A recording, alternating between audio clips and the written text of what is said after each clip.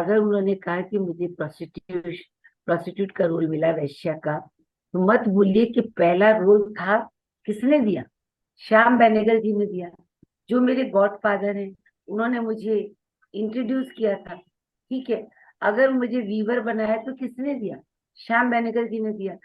जब मैं आई थी, तब मैं आज कह सकती हूँ कि उस समय जया जी और शबाना जी और स्मिता, ये साधारण चेहरे वाली एक्टिंग से भरपूर लड़कियां काम कर रही थी। जब मैं उनसे जूनियर थी, जिस बात से मैं डर रही थी कि फिल्मों में बहुत ही सुंदर होना चाहिए, नहीं, फिल्मों में प्रतिभा, अच्छी फिल्मों के लिए प्रतिभा का होना आवश्यक है। बाकी तो देर इज ए कैमरा, जो आपकी आजकल देख लीजिए आप। तो मैं यहाँ पे एग्री नहीं करता हूँ आपके। आपने कहा कि सुंदरता, आप बला की खूबसूरत भी थी और आज भी हैं, और आप मतलब कैमरे को देखिए, आज तो बहुत मेकअप के और लाइट्स के वो आ गए हैं जिसमें पेंट कर उस दिया जाता है। जमाने में, पर आपकी उम्र भी आपके साथ थी और टैलेंट तो डेफिनेटली था। अगर सही मौका मिलता और सही अवसर, मतलब अवसर मिलता, तो शायद मैंने भी बहुत बड़ी लेंथ के बहुत प्रभावशाली रोल किए कर लिए होते, जो मुझे बाद में आकर के, देखिए, इंटरनेशनल सिनेमा भी मैंने किया है, वेस्ट इज वेस्ट किया। नमस्कार, मैं हूं संजय मिश्रा और आप देख रहे हैं नवभारत टाइम्स ऑनलाइन और नवभारत टाइम्स एंटरटेनमेंट। और इस समय हमारे साथ हमारी बेहद खास मेहमान, एक्टर, सिंगर इला अरुण जी। आपका बहुत बहुत स्वागत है और ढेर सारी शुभकामनाएं, क्योंकि आर्या 3 रिलीज के लिए तैयार है और उसमें आपने बेहतरीन विलेन की भूमिका निभाई है, नलिनी। स्वागत, शुभकामनाएं। बहुत बहुत धन्यवाद। आपको तो लेखिका भी कहना चाहिए, Navbharat times, times of India में तो मैंने काफी लिखा है। आप एक्चुअली मल्टी टैलेंटेड है, मुझे कहना चाहिए मल्टी टैलेंटेड इला अरुण। जी जी। नहीं नहीं, ऐसी कोई बात नहीं। बहुत अच्छा लगा, अपनापन महसूस हुआ, क्योंकि टाइम्स ऑफ इंडिया हमारे से लंबा रिश्ता रहा है।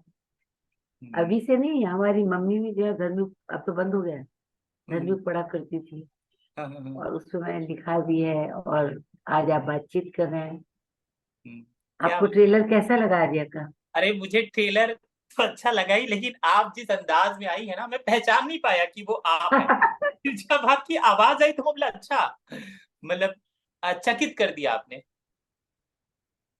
हमारा काम है ना, एक्टर्स का यही है हाँ। एक कि कुछ नया करो। हम्म, आपकी बेटी का एक बयान था जो मुझे बहुत चकित करता है, कि उन्होंने कहा बॉलीवुड ने एक जैसे रोल दिए मेरी माँ को, या तो वेश्या बनाया या तो नौकर जैसे रोल दिए। वो बहुत भड़क गई थी। मैं इस पर ना आपका आपका भी कमेंट चाहता हूँ, क्योंकि यहाँ पर आपको एक अलग ही वो दिया गया, आपका अपना साम्राज्य होगा यहाँ पर। ऐसा है कि कल मैंने उनसे ये बात कही हम्म, कि हर आदमी मुझसे ये पूछ रहा है, तो मैंने कहा कि वो मेरी बेटी है, तो बेटी, लड़कियां माँ के प्रति संवेदनशील होती हैं। उनको ऐसा लगा होगा, हर को लगता है कि my mother is the best, hmm, और उनको ऐसा लगा होगा कि इनको इनका ड्यू नहीं मिला। हम्म, तो उन्होंने मुझे बहुत बुरा डांट दिया कि आपने ना मुझे वो रिस्पेक्ट नहीं दिया जो मैंने आपके बारे में सोचा। आपने, मैंने सही कहा कि आपको आपका ड्यू नहीं मिला। हम्म, तो मैंने कहा कि देखो, मैं एज एन ऑडियंस और एज ए बेटी कद्र करती हूँ कि आपका ऑब्जर्वेशन ये रहा मेरे प्रति कि मुझे मिलना चाहिए था। पर मैं अपनी तरफ से कहना चाहूंगी कि अगर उन्होंने कहा कि मुझे प्रोस्टिट्यूट का रोल मिला, वेश्या का, तो मत भूलिए कि पहला रोल था, किसने दिया? श्याम बेनेगल जी ने दिया, जो मेरे गॉडफादर हैं। उन्होंने मुझे इंट्रोड्यूस किया था। ठीक है। अगर मुझे वीवर बनाया तो किसने दिया? श्याम बेनेगल जी ने दिया, जिनके साथ मैं आधी लाइन भी करने को तैयार हूँ। मैंने कई बार कहा है कि अगर मुझे कहेंगे कि सेंटा क्रूज एयरपोर्ट पे एक टांग से खड़ी हो जाओ, तो मैं खड़ी हो जाऊंगी। इतना मैं उनका आदर सम्मान करती हूँ। और वैसे मैं ये समझती हूँ कि यस, उनका भी कहना सही हो सकता है, क्योंकि उनका ये कहना है कि मैं मानती हूँ कि आपकी उम्र की और जो लड़कियां थी, उनसे, अब मुझे बेटी हो तो कह सकती है, उनसे आप कम नहीं थी। आप में वो हुनर था और ज्यादा टैलेंट था, पर कहीं ना कहीं आपको आपका ड्यू नहीं मिला। तो ये परसेप्शन हो सकता है उनका हो या मेरा हो, पर मैं ये मानती हूँ कि जब कास्टिंग होती है तो आइसोलेशन में नहीं होती है। मेरा टैलेंट एक तरफ होता है और मेरी लुक्स उसमें फिट हो रही है कि नहीं हो रही, यू नो। जो कल्पना एक डायरेक्टर की, उस कल्पना पे मैं खरी उतर रही हूँ या नहीं उतर रही। जब मैं आई थी तब मैं आज कह सकती हूँ कि उस समय जया जी और शबाना जी और स्मिता, ये साधारण चेहरे वाली एक्टिंग से भरपूर लड़कियां काम कर रही थी जब मैं उनसे जूनियर थी। पर जब मैंने एंट्री ली तो श्याम बेनेगल या जो आर्ट आर्ट पैरेलल सिनेमा का जो दौर था, तब मैं फिट हो सकती थी, क्योंकि मैं जानती हूँ मैं यंग भी थी।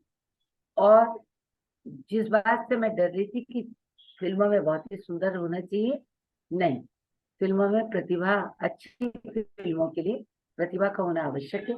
बाकी तो देर इज ए कैमरा, जो आपकी आजकल देख लीजिए आप। तो मैं यहाँ पे एग्री नहीं करता हूँ आपके। आपने कहा कि सुंदरता, आप बला की खूबसूरत भी थी और आज भी हैं, और आप मतलब कैमरे को देखिए, आज तो बहुत मेकअप के और लाइट्स के वो आ गए हैं जिसमें पेंट कर उस दिया जाता है। जमाने में, पर आपकी उम्र भी आपके साथ थी और टैलेंट तो डेफिनेटली था, क्योंकि आपके साथ एक रंगमंच का अनुभव जुड़ा हुआ था और थोड़ा बहुत दिल्ली में टेलीविजन भी कहता, तो एक आपको समझ थी। अगर सही मौका मिलता और सही अवसर, मतलब अवसर मिलता, तो शायद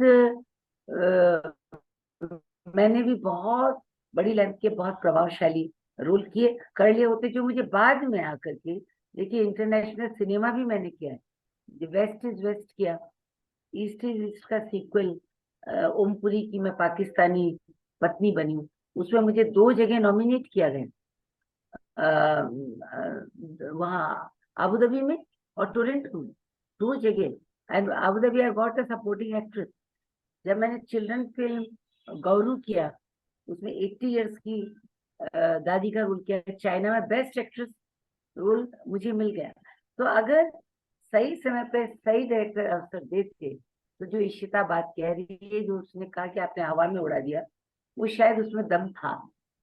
पर मैं इसको लेके कोई ग्रंथि नहीं पालती हूँ, क्योंकि हर चीज समय पे होती है।